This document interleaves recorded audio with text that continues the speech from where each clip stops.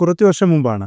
കൃത്യമായി പറഞ്ഞാൽ 2006-ൽ ഇന്ത്യയിലെ തന്നെ ഏറ്റവും തലമുതിർന്ന രാഷ്ട്രീയ നേതാക്കളിൽ ഒരാളായ വി.എസ്. എന്ന് സ്നേഹത്തോടെ ജനങ്ങൾ വിളിക്കുന്ന വി.എസ്. അച്യുതാനന്ദൻ കേരളത്തിൻ്റെ മുഖ്യമന്ത്രിയായി അധികാരമേറ്റു.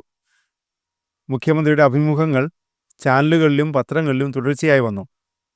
ആദ്യകാലങ്ങളിൽ നേരിട്ട പൊള്ളുന്ന അനുഭവങ്ങൾ ഓരോന്നായി വി.എസ്. ഓർത്തെടുത്തു. ക്രൂരമായ മർദ്ദനങ്ങൾ, മരണത്തെ മുഖാമുഖം കണ്ട സന്ദർഭങ്ങൾ. തൻ്റെ സ്വതസിദ്ധമായ ശൈലിയിൽ യാതൊരു ഭാവഭേദവുമില്ലാതെ വി.എസ്. ആ അനുഭവങ്ങൾ പങ്കുവയ്ക്കുമ്പോൾ കമ്മ്യൂണിസ്റ്റ് പാർട്ടി നേതാക്കളും പ്രവർത്തകരും അനുഭവിച്ച ത്യാഗത്തിൻ്റെ ഏടുകൾ കൂടിയായിരുന്നു വി.എസ്. തുറന്നിട്ടത്.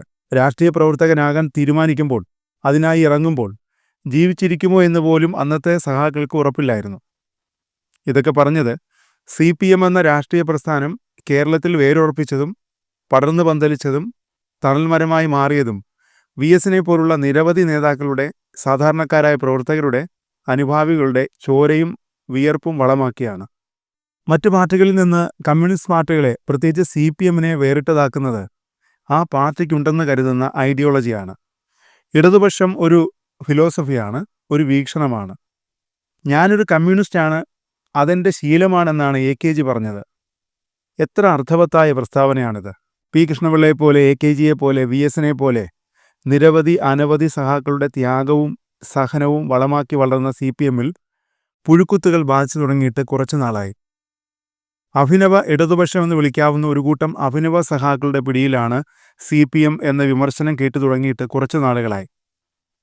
രാഷ്ട്രീയ പ്രവർത്തനം അധികാരത്തിനും ധനസമ്പാദനത്തിനുമുള്ള മാർഗമായി കരുതി പാർട്ടിയിലെത്തിയ ഇക്കൂട്ടർ CPM-നെ പ്രതിക്കൂട്ടിലാക്കിക്കൊണ്ടേയിരിക്കുന്നു. 3 വർഷത്തിലൊരിക്കൽ കൃത്യമായി സമ്മേളനങ്ങൾ നടത്തുന്ന പാർട്ടിയാണ് CPM.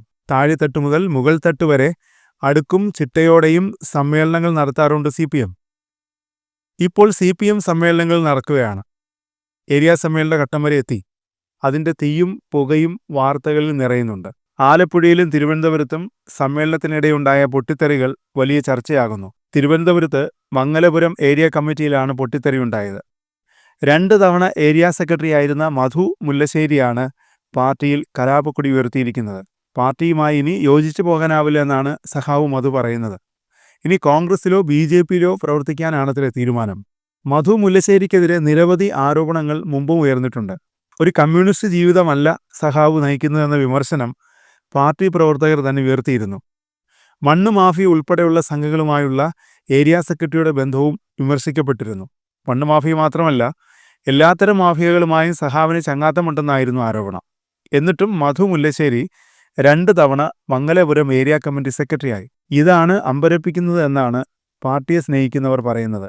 അപ്പോഴാണ് 3-ാം അംഗത്തിന് പാർട്ടി നിയോഗിക്കില്ലെന്ന് മനസ്സിലാക്കുന്നതും CPM-വുമായി യോജിച്ചു പോകാൻ കഴിയില്ലെന്ന വെളിപാടും മുല്ലശ്ശേരി സഖാവിനുണ്ടായത്.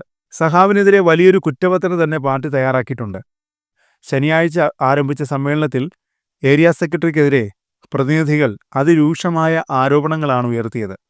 സാമ്പത്തിക ക്രമക്കേട്, മുതലാളിമാരുമായുള്ള സഖാവിൻ്റെ വഴിവിട്ട ബന്ധങ്ങൾ, സാധാരണ പ്രവർത്തകരോട് പുച്ഛം, പൊതുജനങ്ങൾക്കിടയിലും സഖാവിനെക്കുറിച്ച് യാതൊരു മതിപ്പുമില്ല എന്നിങ്ങനെ ഒരു അഭിനവ കമ്മ്യൂണിസ്റ്റിന് വേണ്ട എല്ലാ ഗുണങ്ങളും സഖാവ് മുല്ലശ്ശേരിക്കുണ്ടെന്നാണ് പ്രതിനിധികൾ വിമർശിച്ചത്. പാർട്ടി ഓഫീസ് നിർമ്മാണത്തിലും ക്രമക്കേടുണ്ടായതായി പ്രതിനിധികൾ ആരോപിച്ചു. നിർമ്മാണ ഫണ്ട് ചെലവഴിച്ചതിൻ്റെ കണക്കുകളൊന്നും സെക്രട്ടറി ഹാജരാക്കിയിട്ടില്ല. അതിനാൽ ഓഡിറ്റിംഗ് നടന്നില്ല. മുതലാളിമാർ പറഞ്ഞാലേ സെക്രട്ടറി കേൾക്കൂ എന്നും പ്രതിനിധികൾ ആരോപിച്ചു.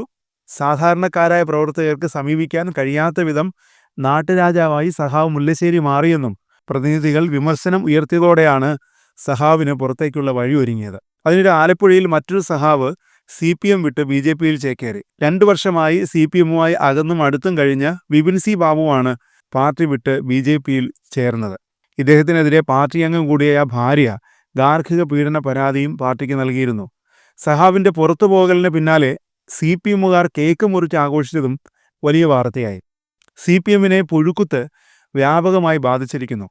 സമീപകാല സംഭവങ്ങളെല്ലാം അതിലേക്കാണ് വിരൽ ചൂണ്ടുന്നത്. അതിന് നല്ല കീടനാശിനി പ്രയോഗം തന്നെ വേണം. ഇല്ലെങ്കിൽ ബംഗാളിൻ്റെ അവസ്ഥ കേരളത്തിലും ഉണ്ടാകും സമീപഭാവിയിൽ തന്നെ.